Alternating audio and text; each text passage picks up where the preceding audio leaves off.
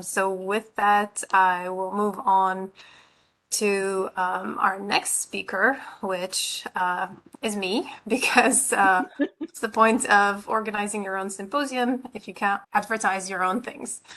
Um, so today I want to talk to you about the BV-BRC and what it can offer you in terms of data and tools to analyze both monkeypox virus and the greater Orthopox virus and Poxviridae family. So my name is Niewiadomska, and I work as a bioinformatic analyst and the outreach coordinator for the BV-BRC.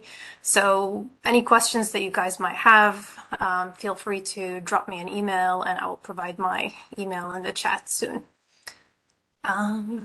Okay, so we are pretty new, but not really.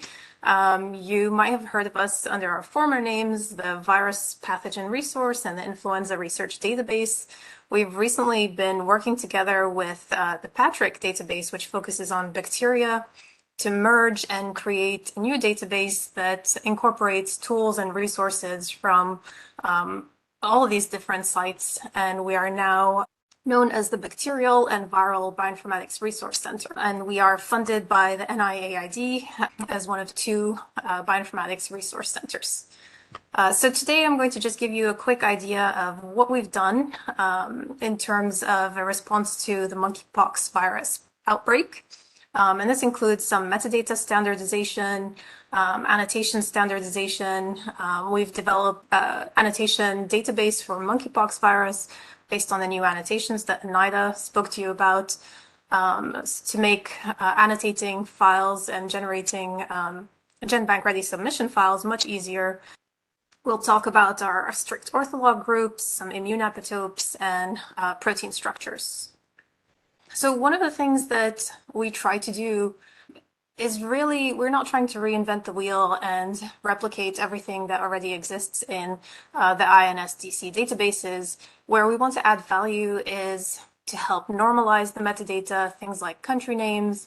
So for example, with monkeypox, a lot of samples have the isolation country as Zaire, whereas currently the name is the Democratic Republic of Congo. So those kind of things are normalized, also dates and year of isolation. We also we spend a lot of time on taxonomic curation of host names.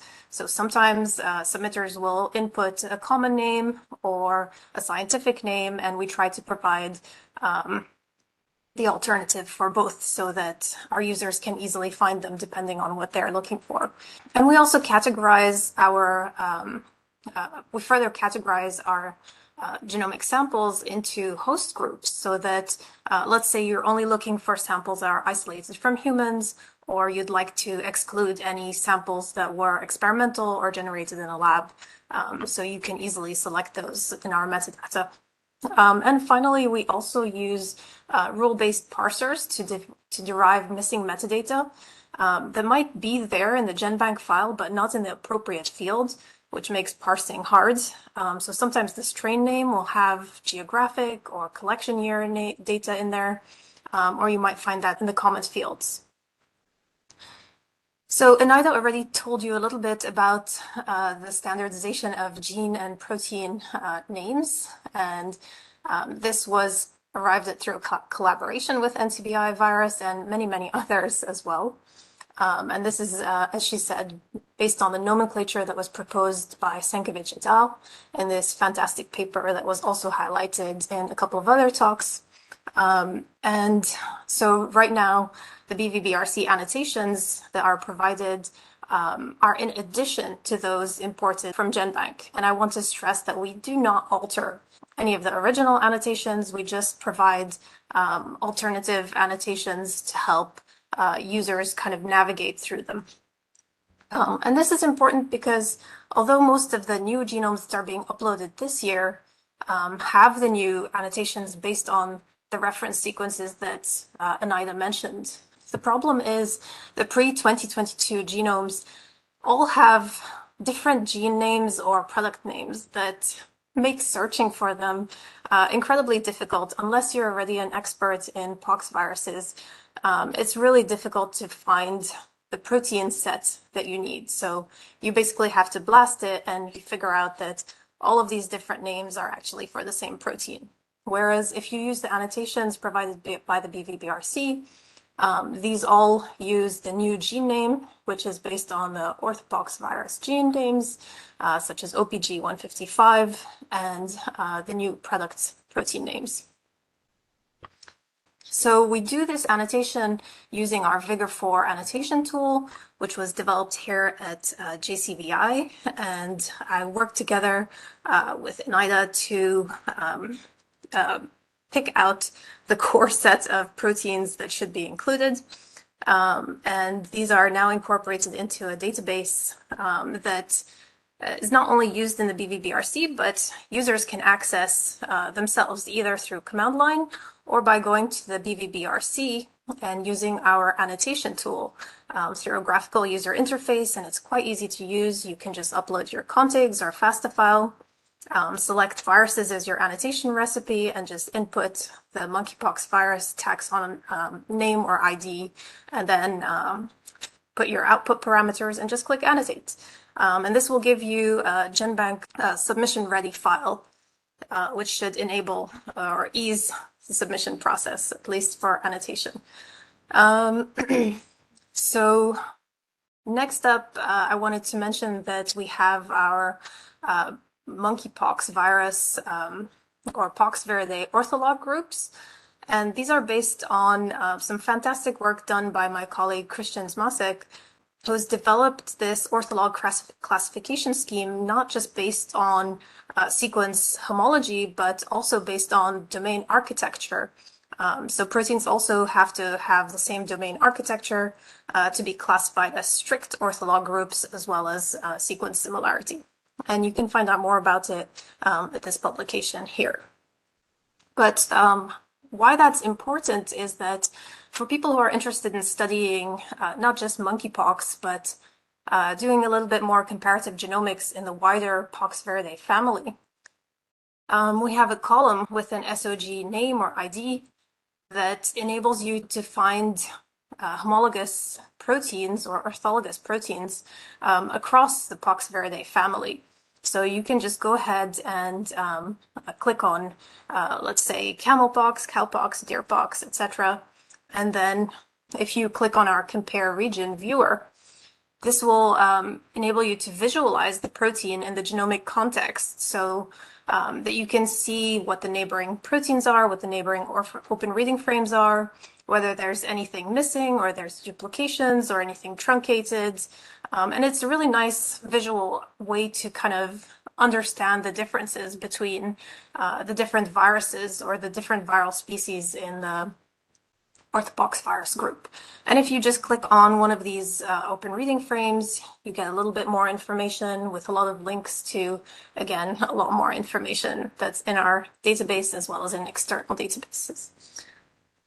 So next, I want to mention monkeypox virus immune epitopes and some work that members in our group, including Yun Zhang and Richard Sherman, have done with some colleagues at the La Jolla Institute of Immunology. And that's to define antigen targets to look at T-cell responses in humans. And they did this by comparing known epitopes in vaccinia virus and predicting epitopes in monkeypox virus, and then doing some experimental work on those. And you can find out more about it in this paper here. And hopefully these immune epitopes will soon be imported into IEDB, which then gets imported into the BV-BRC. And if you're interested in immunology and looking into specific immune epitopes for these pox viruses, you can explore our Epitopes tab for monkeypox viruses or orthopox viruses and look for the different kinds of information that you're interested in, whether it's B-cell, T-cell, or major histocompatibility complex epitopes. Right now we have just over 18,000 orthopox virus epitopes, but only 7 for monkeypox, but hopefully more will be coming soon. In terms of poxvirus protein structures, These are also available in the BV-BRC. You can view them on our website, and we have this fantastic structure viewer so that you can just explore directly on the website. They're imported from the protein data bank, and these include EM, X-ray crystallography, and NMR structures. Right now, there's about 208 Poxviridae structures. About 168 of those are Orthopox virus structures, but I was quite surprised to see that only one of them is a monkeypox virus structure. So that's something that we see as a missed opportunity. So what we're working on is using software like AlphaFold to predict virus protein structures, and that is in our future plans at the BV-BRC.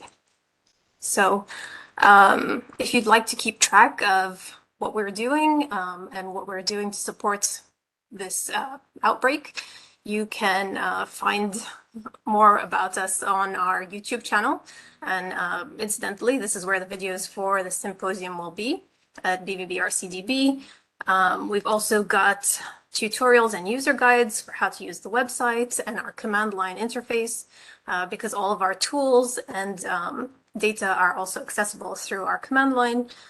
We also have a help desk where you can contact us. And of course, social media. We're on Twitter, Facebook, and we even have our own subreddit. And with that, I just want to acknowledge the fantastic team that we have here at the BV-BRC, because of course, this is not all my work, and the funding that we receive from NIAID. And with that, I'll be happy to take any questions. And I have a quick question. Sure. In the comparative region tool that you showed, Yes. sorry, I forgot the official name for it. Is that looking at like the RefSeqs in order to determine the normal So you can proteins? select your own genome to look at. It, Oh, it really nice. depends on what you select. And then you can just select any protein and then click on Compare Region Viewer. It links back to the genomic context of wherever that open reading frame came from. Okay. And do the arrows represent like CDS or protein? Like if there's a MISC feature, will it show up here? I don't think so. I think it might depend on the type of feature selected. Um, we have a couple of different types of feature. In this case, I've only selected, CDS open reading frames. Got you. I think we This is might really use. nice. Bob says that miscellaneous features show up as rectangles, not arrows, so it will show them. Oh, Also, fantastic. users can have a genome group that they're interested in and refine the search to show within that group. Thank you. That was Rebecca, my colleague, who knows more about this tool than I do. This is really nice, though. Thank you both.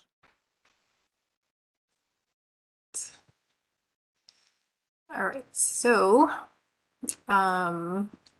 hopefully that answers any questions. And again, I will put my email in the chat for anyone who has any further questions.